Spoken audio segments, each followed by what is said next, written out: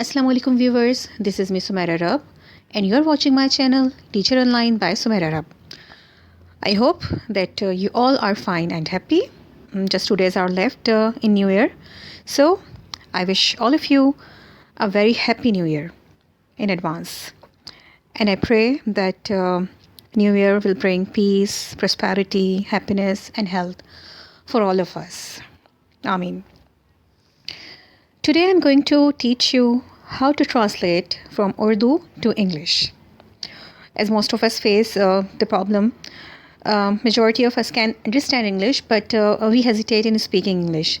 So in this class, I'll tell you how to translate simple tenses in English. But for that, you have to watch this video till the end. So let's start today's video. आज मैं आपको बताऊंगी कि किस तरह हम simple present tense को उर्दू से इंग्लिश में ट्रांसलेट करेंगे। मेरी प्रीवियस वीडियोस में आपने इंडेफिनिट और कंटिन्यूस टेंसेस के बारे में सीखा है। आप चाहें तो मेरे चैनल पे उन वीडियोस को दोबारा देख सकते हैं, जिसमें पूरे डिटेल के साथ मैंने स्ट्रक्चर और एग्जांपल्स के साथ आपको टेंसेस सिखाए हैं। तो जब हम बात करते हैं प्रेजेंट इंडेफिनिट की, जिसे हम सिंपल प्रेजेंट टेंस भी कहते हैं, तो रूल बहुत सिंपल है। सब्जेक्ट के बाद वर्ब की फ़र्स्ट फॉर्म और इसके बाद ऑब्जेक्ट आता है। लेकिन एक चीज़ का हमें ध्यान रखना है कि जब हमारे पास सब्जेक्ट यानी जो फ़ाइल है, काम करने वाला है, अगर वो थर्ड पर्सन सिंगुलर यानी ही, शी, इट या किसी का नाम है, तो हम वर्ब की फॉर्म में एस, ई एस या आई एस का इजाफ़ा कर देते हैं। लेकिन अगर हमारे पास सब्जेक्ट फर्स्ट पर्सन या सेकंड पर्सन है, यानी आई, वी या यू है, या फिर थर्ड पर्सन प्लूरल दे है, तो हम वर्ब की फ़र्स्ट फॉर्म यानी प्रेजेंट फॉर्म इस्तेमाल करते हैं। हमें पता कैसे चलेगा कि जो जुमला हम बात कर रहे हैं वो प्रेजेंट इंडेफिनिट का है? तो उसका आसान सा हल ये है कि अगर जुमले के आखिर में ता है, ती है या ते हैं आए, तो वो जुमला प्रेजेंट इंडेफिनिट का है। प्रेजेंट इंडेफिनिट इस्तेमाल होता है जब हम अपनी किसी डेली रूटीन के बारे में बात कर रहे होते हैं, कोई यूनिवर्सल ट्रुथ के बारे में बात की जा रही हो, तो हम प्रेजेंट इंडेफिनिट का इस्तेमाल करते हैं। मिसाल के तौर पर जुमला है वो खेलता है। अब अगर आप लास्ट नोटिस करें, जुमले के आखिर में ता है आ रहा है, तो इसका मतलब है कि ये जुमला प्रेजेंट इंडेफिनिट का है। तो अगर हम इसकी इंग्लिश ट्रांसलेशन करेंगे तो हम सबसे पहले सब्जेक्ट देखेंगे यानी फ़ाइल देखेंगे। यहाँ पे काम करने वाला कौन है?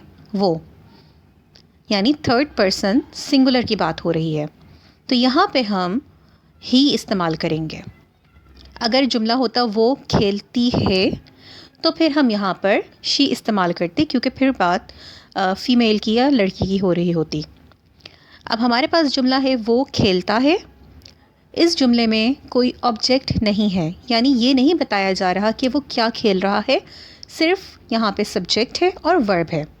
सब्जेक्ट जैसा कि हमें मालूम है कि थर्ड पर्सन सिंगुलर है, और वर्ब यहाँ पे खेलना, तो खेलने की इंग्लिश क्या होगी? प्ले।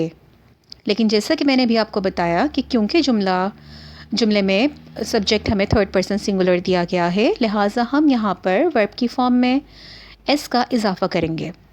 तो वो खेलता है की इंग्लिश बनेगी ही प्लेज। दूसरा जुमला है तुम स्कूल जाते हो।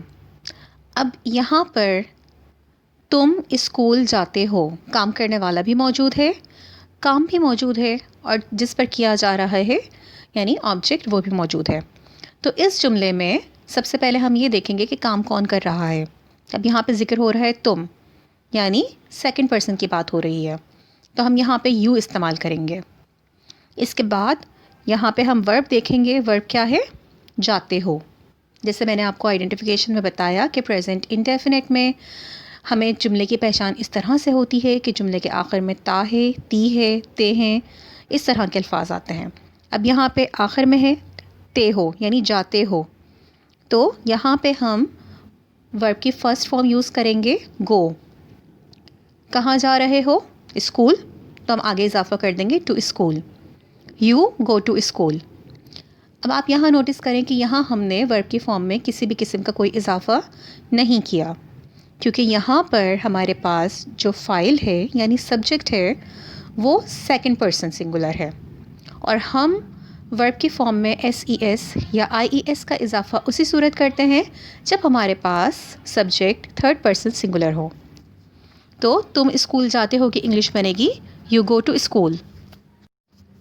اگلا جملہ، ہم انگریزی سیکھتے ہیں۔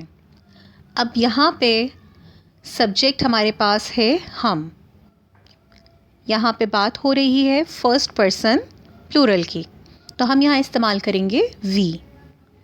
کام کیا کر رہے ہیں؟ سیکھتے ہیں، یعنی لرن ورب کی فرسٹ فارم آئے گی، اور کیونکہ جملے میں سبجیکٹ ہمارے پاس فرسٹ پرسن پلورل ہے لہٰذا ہم ورب کی فرسٹ فارم یعنی present form as it is استعمال کریں گے اور اس میں کسی قسم کا کوئی اضافہ نہیں کریں گے۔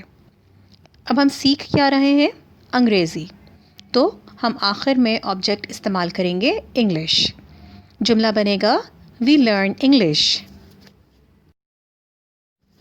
اگلا جملہ ہمارے پاس ہے سورج طلوع ہوتا ہے۔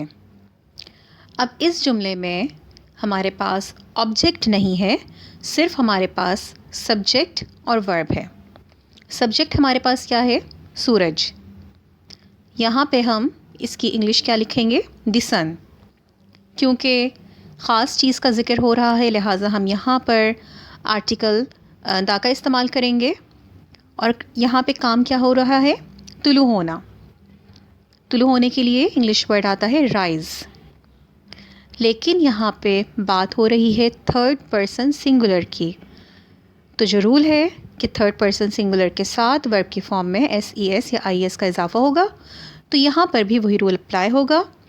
دی سن رائزز، ہم نے یہاں پہ رائز میں ایس کا اضافہ کر دیا کیونکہ دی سن تھرڈ پرسن سنگولر ہے، تو ٹرانسلیشن اس کی ہوگی دی سن رائزز، سورج طلوع ہوتا ہے۔